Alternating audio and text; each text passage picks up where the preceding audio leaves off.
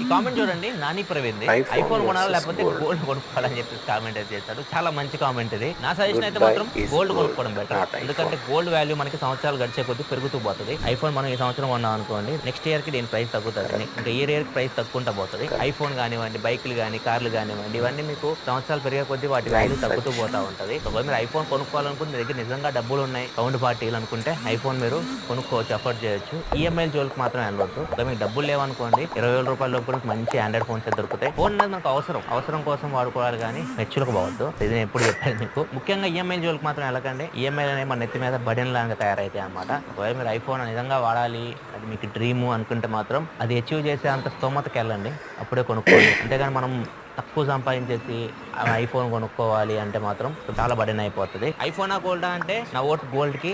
మీరు దేనికి వేస్తారు కింద కాంబినేషన్ చెప్పండి. ఈ రీల్ ని ఖచ్చితంగా మీ ఐఫోన్ ఫ్రెండ్స్ కి షేర్ చేయండి. ముఖ్యంగా ఈఎంఐ